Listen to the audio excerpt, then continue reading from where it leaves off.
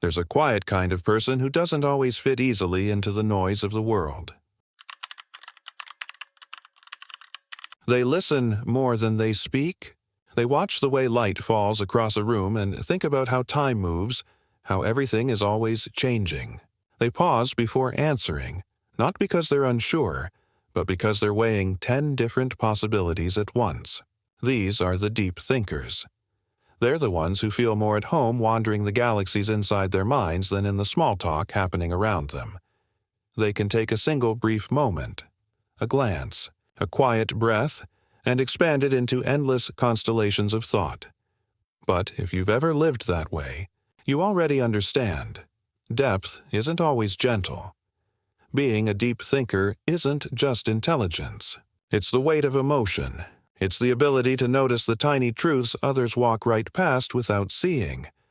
It is a rare gift, and sometimes a burden you carry alone, because to truly know a mind like this, you have to feel that constant pull, the rich, silent universe within, tugged against the loud speed of the world outside. Most people assume that thinking too much leads to confusion. But for a deep thinker, thinking is breathing. It's how they make sense of existing. They don't just notice a tree. They see the way its roots cling to the earth, how it reaches desperately toward light, how its quiet resilience mirrors their own life in hidden ways. Where others see objects, deep thinkers see symbols. A conversation becomes a map of emotion. A simple silence becomes a question. A glance becomes its own story. Psychologists call this high introspection, a mind that analyzes not only the world around it, but the world within. Their brain is always weaving meaning, connecting dots others don't even realize exist. Inside their mind lives an endless constellation of ideas, creativity, memory, imagination, all activated in what researchers call the default mode network. It lights up when they drift inward and begin reflecting on everything. But that same ability that makes them wise also makes them feel distant. While others rush through life reacting, deep thinkers linger, watching, absorbing, crafting sentences in silence that never get spoken because the moment has already moved on, and people misread that quiet as disinterest, when really, it's depth. Deep thinkers don't crave noise.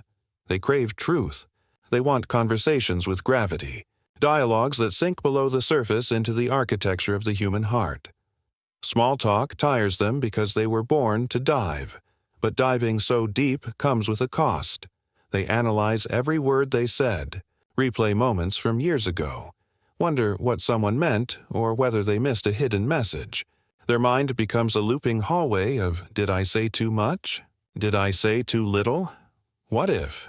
Not because they're insecure, but because they notice the subtlety in everything. Every decision carries layers. Every emotion has roots. They can't turn that off. Psychologists call it metacognition, thinking about thinking. Most people visit it occasionally. Deep thinkers live there. They watch their own thoughts like passing clouds, trying to understand the weather of their mind. This makes them incredibly self-aware, and sometimes painfully self-critical. When you see everything clearly, you also see your imperfections in HD. They don't just ask, what do I feel? They ask, why do I feel it? Where did it begin? What does it want from me? They dissect love, fear, dreams, until they almost become physical objects held up to the light. But sometimes, the pursuit of understanding steals the simple joy of living. You will find deep thinkers walking alone with headphones on, not running from people, but returning to themselves. Solitude isn't loneliness for them. It's a language. It's where clarity breathes. Their emotions move like hidden tides, quiet but powerful. From the outside, they seem calm, but inside, there are oceans. They sit in a cafe, staring into the distance while behind their eyes an entire documentary is playing about something that happened a decade. Ego and what it revealed about who they were then, not. Self-punishment, self-mapping. Trying to draw the geography of their feelings to understand where everything belongs. Some call it existential thinking. Not just questioning your life, but life itself, purpose, time, consciousness, meaning. This is what separates deep thinking from simple overthinking. Overthinking fears the future. Deep thinking questions reality. One is anxiety. The other is awareness. But awareness comes with a paradox. When you can connect anything to anything, you can trap yourself in that web. You may analyze silence as if it hides a secret message.